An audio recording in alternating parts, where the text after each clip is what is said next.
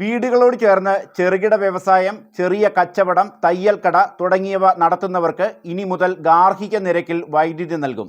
ആയുഷ്മാൻ ഭാരത് ആരോഗ്യ പദ്ധതിയിലെ പരിരക്ഷ ഇരട്ടിയാക്കും തുടങ്ങി സുപ്രധാന വിവരങ്ങളാണ് ഫിനാൻഷ്യൽ ഗൈഡ് ഈ എപ്പിസോഡിൽ പങ്കുവെക്കുന്നത്.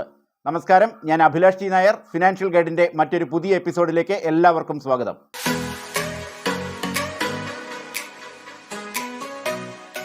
പ്രധാനമന്ത്രി കിസാൻ സമ്മാൻ നിധി പദ്ധതി പ്രകാരം പ്രയോജനം ലഭിക്കുന്ന കർഷകർക്ക് 16ാം ഗഡു ലഭിക്കാൻ സമീപത്തെ പോസ്റ്റ് ഓഫീസിലോ പോസ്റ്റ്മാൻ അല്ലെങ്കിൽ പോസ്റ്റ് വുമൺ എന്നിവരെയോ സമീപിച്ച് ആധാർ നമ്പറും മൊബൈൽ നമ്പറും ഉപയോഗിച്ച് India post payment bank account തുറക്കാം.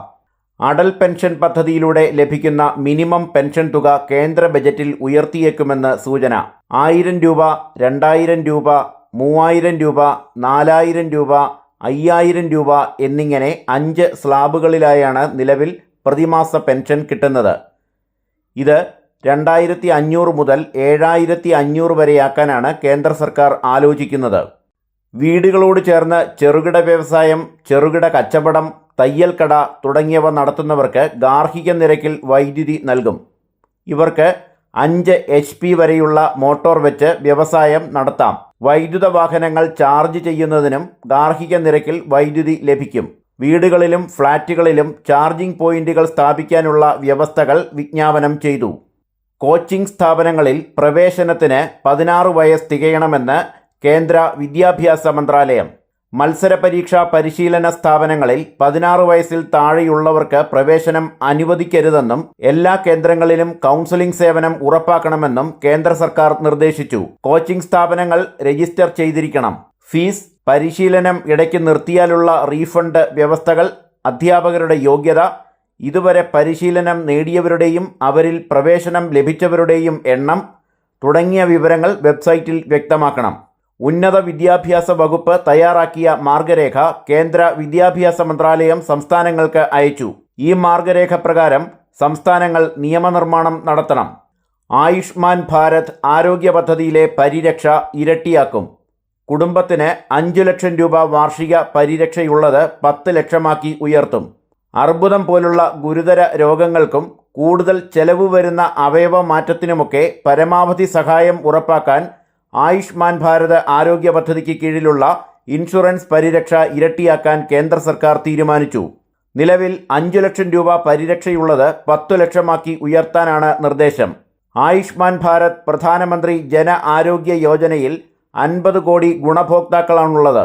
3 വർഷത്തിനകം 100 കോടിയായി ഇരട്ടിപ്പിക്കാനും കേന്ദ്ര ആരോഗ്യ മന്ത്രാലയത്തിന് പദ്ധതിയുണ്ട്. കിസാൻ സമ്മാൻ നിധി ഗുണഭോക്താക്കൾ, നിർമ്മാണ തൊഴിലാളികൾ, കൽക്കരി ഇതര തൊഴിലാളികൾ, ആശാ തൊഴിലാളികൾ തുടങ്ങിയവരെ പദ്ധതിയിൽ ഉൾപ്പെടുത്തും. സ്വകാര്യ ഭൂമിയിലായാലും അനധികൃതമായി തള്ളുന്ന മാലിന്യം നീക്കം ചെയ്ത് സംസ്കരിക്കാനുള്ള ബാധ്യത തദ്ദേശ സ്വയംഭരണ സ്ഥാപനങ്ങൾക്കുണ്ടെന്ന് കേരള ഹൈക്കോടതിയുടെ നിർണായക ഉത്തരവ്. ഇപ്പോൾ സർക്കാർ ജോലിയിൽ പ്രവേശിക്കുന്നവരും മെഡിസെപ് പദ്ധതിയുടെ ആനുകൂല്യം ലഭിക്കണമെങ്കിൽ അവർ ആദ്യം മുതലുള്ള പ്രീമിയം അടയ്ക്കണം. സർക്കാർ ജീവനക്കാർക്കും പെൻഷൻകാർക്കുമുള്ള ആരോഗ്യ ഇൻഷുറൻസ് പദ്ധതിയായ മെഡിസെപ്പിൻ്റെ മുഴുവൻ പാക്കേജും ലഭിക്കാനായി പുതുതായി സർവീസിൽ പ്രവേശിക്കുന്നവരും പദ്ധതി നടപ്പാക്കിയത് മുതലുള്ള പ്രീമിയം അടയ്ക്കണമെന്ന് ധനവകുപ്പ് ഉത്തരവിറക്കി. എങ്കിൽ മാത്രമേ അവയവമാറ്റ ശസ്ത്രക്രിയ ഉൾപ്പെടെ എല്ലാ പാക്കേജുകളുടെയും ആനുകൂല്യങ്ങൾ ലഭ്യമാകൂ. ഓറിയന്റൽ ഇൻഷുറൻസ് കമ്പനിയുമായി 2022 ജൂലൈ 1 മുതൽ 2025 ജൂലൈ 1 വരെ 3 വർഷത്തേക്കാണ് കരാർ. ഈ കാലയളവിൽ എപ്പോൾ ജോലിയിൽ പ്രവേശിച്ചാലും പ്രതിമാസം 500 വെച്ച് ആദ്യം മുതലുള്ള പ്രീമിയം അടയ്ക്കണം. 3 വർഷത്തെയും തുക പൂർണ്ണമായും അടച്ചാലേ ആനുകൂല്യം ലഭിക്കൂ എന്ന കരാറാണ് കമ്പനിയുമായി ഉള്ളതെന്ന് ഉത്തരവിൽ പറയുന്നു.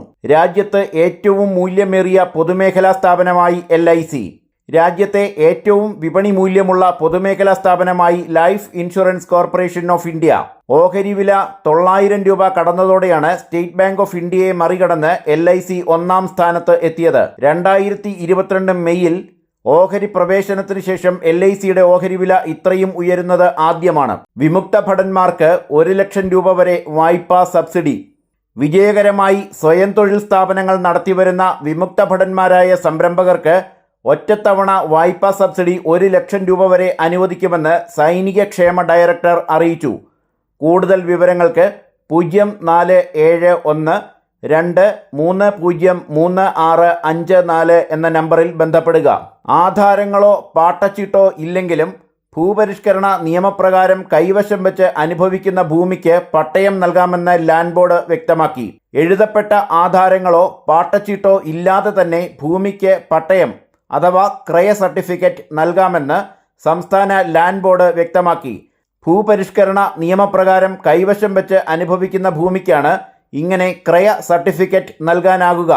ലാൻഡ് ട്രൈബ്യൂണലുകൾക്ക് സിവിൽ കോടതികളുടേതായ അധികാരമുണ്ടെന്നും അവർക്ക് ക്രയ സർട്ടിഫിക്കറ്റ് നൽകാൻ ആധാരമോ പാട്ടച്ചീട്ടോ ആവശ്യമില്ലെന്നും ലാൻഡ് ബോർഡ് സെക്രട്ടറി വ്യക്തമാക്കുന്നു. പൊതുമേഖലാ സ്ഥാപനങ്ങളും തദ്ദേശ സ്ഥാപനങ്ങളും സഹകരണ സ്ഥാപനങ്ങളും എടുക്കുന്ന വായ്പകൾക്ക് സംസ്ഥാന സർക്കാരുകൾ നൽകുന്ന ഗ്യാരണ്ടിയിൽ നിയന്ത്രണവുമായി റിസർവ് ബാങ്ക് ഓഫ് ഇന്ത്യ.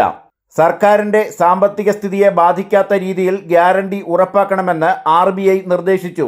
ഇതനുസരിച്ച് ഗ്യാരണ്ടി നൽകുന്നതിന് നിശ്ചിത തുക ഫീസായി ബന്ധപ്പെട്ട സ്ഥാപനത്തിൽ നിന്നും ഈടാക്കണമെന്നാണ് RBIയുടെ പ്രധാന നിർദ്ദേശം. ആധാർ എടുക്കാനായി സമർപ്പിക്കുന്ന രേഖകൾ അപ്ലോഡ് ചെയ്ത ശേഷം തിരിച്ചു നൽകണം, സൂക്ഷിക്കാൻ പാടില്ല. ആധാർ എടുക്കാനായി എത്തുന്നയാളുടെ തിരിച്ചറിയൽ രേഖകളുടെ പകർപ്പ് പേപ്പർ രൂപത്തിലോ ഇലക്ട്രോണിക് രൂപത്തിലോ ആധാർ സെന്ററിന്റെ നടത്തിപ്പുകാരൻ സൂക്ഷിക്കാൻ പാടില്ല. ഇതടക്കമുള്ള വ്യവസ്ഥകൾ അടങ്ങിയ ചട്ടഭേദഗതി കേന്ദ്രം വിജ്ഞാപനം ചെയ്തു. ആധാർ എടുക്കാനായി വരുന്ന വ്യക്തിയുടെ തിരിച്ചറിയൽ രേഖയുടെ പേപ്പർ രൂപത്തിലുള്ള പകർപ്പ് ശേഖരിച്ചു വെക്കണമെന്നാണ് നിലവിലുള്ള വ്യവസ്ഥ. ഇവ ഡിജിറ്റലായി മാറ്റാൻ ആധാർ സെന്ററിൽ സൗകര്യമുണ്ടെങ്കിൽ ഡിജിറ്റലാക്കി വയ്ക്കണം. പുതിയ ചട്ടമനുസരിച്ച് ഇത്തരം രേഖകൾ ആധാർ സെന്റർ സൂക്ഷിക്കാൻ പാടില്ല. പകരം പകർപ്പുകൾ ആധാറിൻ്റെ കേന്ദ്രീകൃത ഡേറ്റാബേസിലേക്ക് അപ്ലോഡ് ചെയ്ത ശേഷം രേഖകൾ തിരികെ നൽകണമെന്നും വ്യക്തമാക്കിയിട്ടുണ്ട്. 2024 ഫെബ്രുവരി 1 മുതൽ ഒരു വാഹനത്തിന് ഒരു ഫാസ്ടാഗ് സ്റ്റിക്കർ മാത്രമേ അനുവദിക്കൂ എന്ന് കേന്ദ്ര സർക്കാർ. KYC വെരിഫിക്കേഷൻ പൂർത്തീകരിക്കാത്ത ഫാസ്ടാഗുകൾ ബാലൻസ് തുകയുണ്ടെങ്കിലും ജനുവരി 31 പ്രവർത്തനരഹിതമാകുമെന്നും കേന്ദ്ര ഗതാഗത മന്ത്രാലയം അറിയിച്ചു. ഇപ്പോൾ ഒരു വാഹനത്തിൽ തന്നെ ഒന്നിലേറെ ഫാസ്ടാഗുകൾ ഒട്ടിക്കുന്ന പതിവുണ്ട്. ഇത് പലപ്പോഴും 2 തവണ ടോൾ പിരിവിനും ആശയക്കുഴപ്പങ്ങൾക്കും കാരണമാകുന്നുണ്ട്. ഇനി മുതൽ ആക്റ്റീവായ ഒരു ഫാസ്ടാഗ് മാത്രമേ അനുവദിക്കൂ. അതിന്റെ KYC നടപടികൾ പൂർത്തീകരിക്കുകയും വേണം. ഒന്നിലധികം ഫാസ്ടാഗുകൾ ഉണ്ടെങ്കിൽ ഡീആക്ടിവേറ്റ് ചെയ്യാൻ ടോൾ ബൂത്തുകളുമായോ ബാങ്കുമായോ ബന്ധപ്പെടണമെന്നും മന്ത്രാലയം നിർദ്ദേശിച്ചു. പുരപ്പുറ സോളാർ പദ്ധതിക്കുള്ള അപേക്ഷാ നടപടിക്രമങ്ങൾ കേന്ദ്ര പുനരുപയോഗ ഊർജ മന്ത്രാലയം ലളിതമാക്കി. സാങ്കേതിക പരിശോധനയ്ക്കുള്ള അപേക്ഷയ്ക്ക് ഇനി കഴിഞ്ഞ 6 മാസത്തിനിടയിലെ ഏതെങ്കിലും ഒരു വൈദ്യുതി ബിൽ മതിയാകും. സോളാർ പ്രോജക്റ്റ് കമ്മീഷൻ ചെയ്യുന്നതിന് പദ്ധതി പൂർത്തീകരണ റിപ്പോർട്ട്, പ്രോജക്റ്റിന്റെ ചിത്രം, ഉപയോക്താവും സേവനദാതാവും തമ്മിലുള്ള കരാർ എന്നിവ മതിയാകും. മറ്റൊരു രേഖയും ഉപയോക്താവിൽ നിന്നും വാങ്ങരുതെന്ന് വിതരണ കമ്പനികളോട് കേന്ദ്രം നിർദ്ദേശിച്ചു. ഈ എപ്പിസോഡിൽ പങ്കുവച്ച വിവരങ്ങൾ നിങ്ങൾക്ക് ഉപകാരപ്രദമായി എന്ന് കരുതുന്നു. മറ്റൊരു വിഷയവുമായി പുതിയൊരു എപ്പിസോഡിൽ കാണുന്നതുവരെ നന്ദി, നമസ്കാരം.